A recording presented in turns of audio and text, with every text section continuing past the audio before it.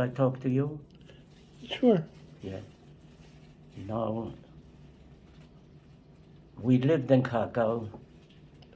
I had my parents, they were very young, very religious, and we had a very happy family. I had two sisters. We were two sisters and three brothers. We have 5 children. We were and the parents. And we have a very, very happy family. My parents, my father had a small factory, sweater factory, and we did okay. We weren't rich, but we were middle class. We made good, but happy.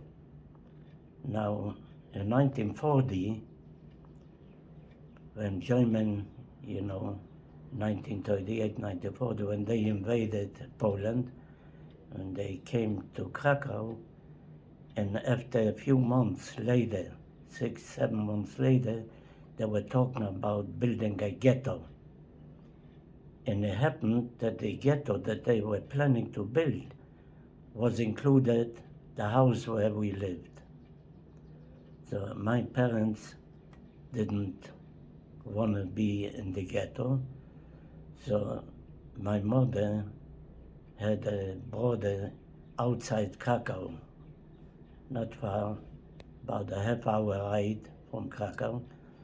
So the uncle, my uncle, my mother's brother, found an apartment, and we left everything in the house, and we ran away to that small town. But later, there came a law in 1941. There came a law that the oldest of the boys have to go to a labor camp. And my brother, which was over 4 years older than me, so he was supposed to go.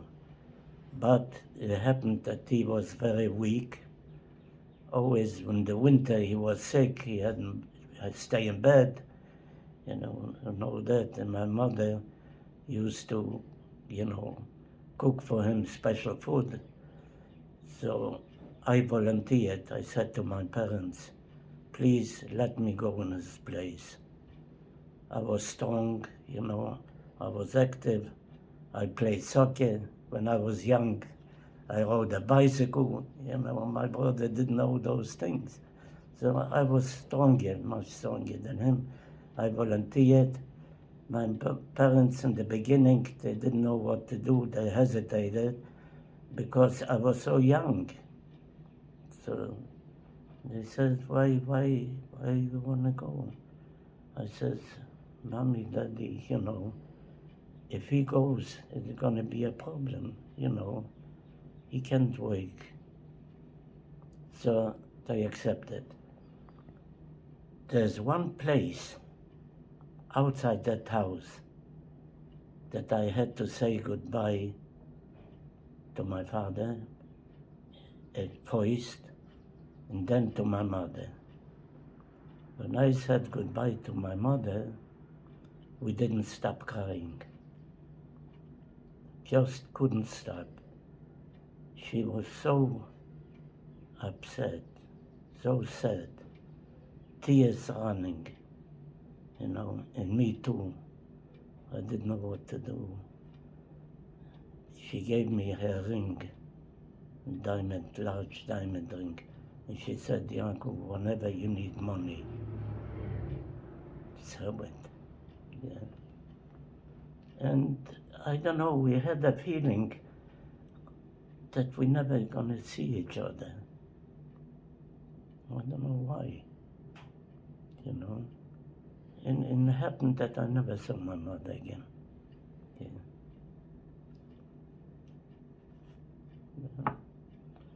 So anyway, I went to that camp. The camp was run by the Luftwaffe.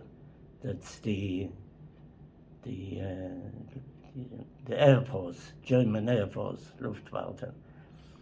So it was hard work, and but They treated us, it wasn't too bad. We were treated good, you know. They weren't like the Gestapo, you know, the Nazi, you know. They were okay, you know. We worked hard.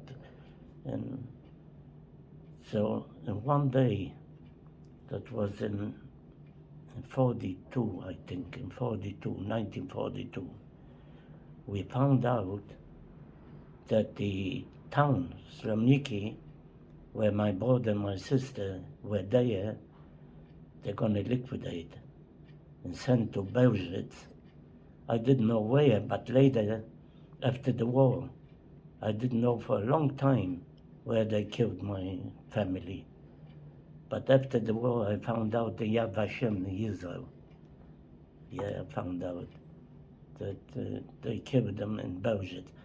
650,000 Jews perished in Belzec. 650 Jews. Yeah. And I didn't know. I know they're not alive. But I want to finish, you know, about the town, you know. I knew where they're going to send them. So I couldn't rest. And I said to two more boys, I said, you know, I want to go to the town. I have to go to the town. I said, how are you going to do it? I said, we're going to do it. We have enough money. You have money too. I'm going to talk to the captain, one of the captains there in the Luftwaffe. I know they were looking for money because they knew they're going to lose the war. Smart guys in the Luftwaffe, they knew. And they were looking for money. Yeah. So I talked to that captain. I said, I didn't want to tell him the reason. I said, you know, the town over there where my parents lived, you know, and I have over there shirts, you know, shoes. I have, you know, I have nothing here. I want to go there and pick up my things, you know, working clothes, all the things, you know. And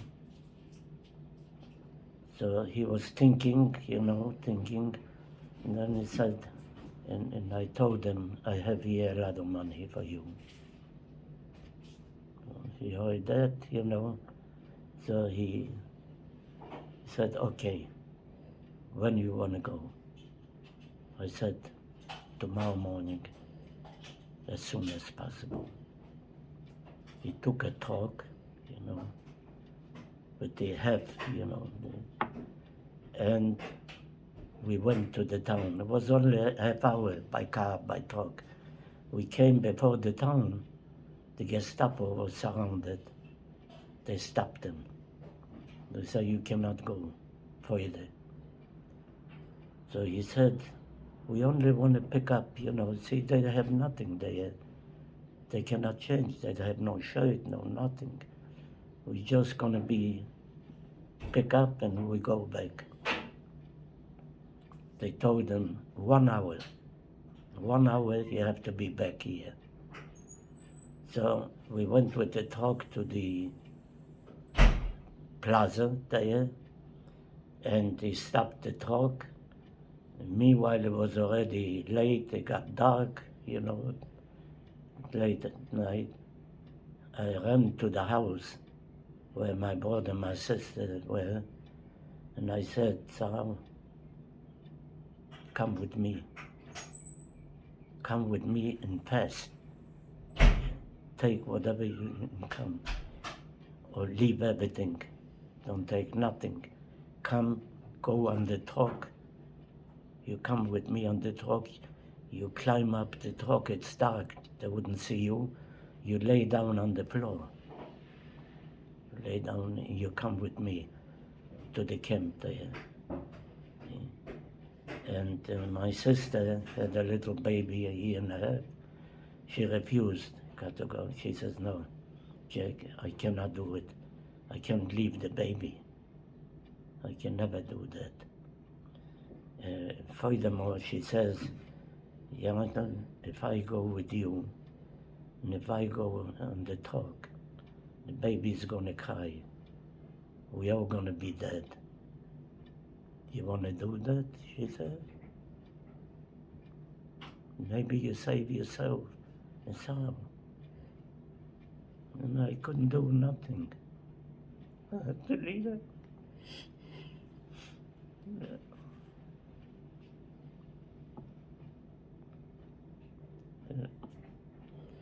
And we went, it was at night, they were counting, there were 4 of us.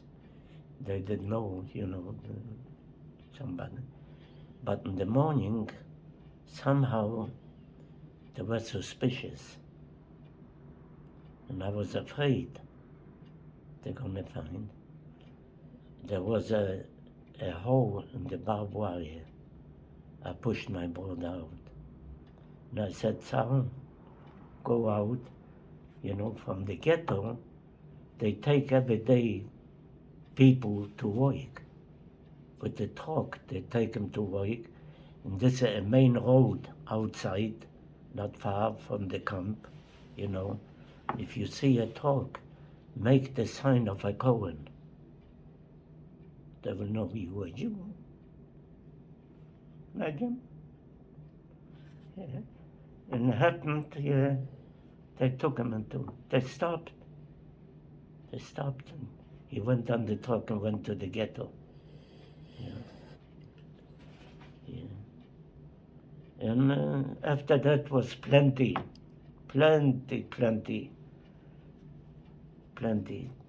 sewers, plenty problems. We wound up in the concentration camp, me and my brother. I escaped from the camp.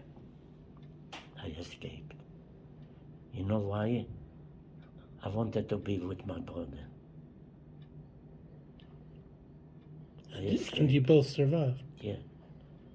I didn't care, It comes in those times, you don't care. I don't know. I don't know about others, but I took big chances. If I tell you what I did, it's unbelievable after that. So anyway, I ran away and I met my brother. Wow. Can I ask how you feel about the Holocaust Remembrance Day? In what way? What feelings does it generate? What do you feel about when they have the claims conference puts together a day that people shouldn't forget the atrocities? That's why I did the movie. The girls and the boys that were in the movie, they were so good. They were so good. Unbelievable. So much compassion.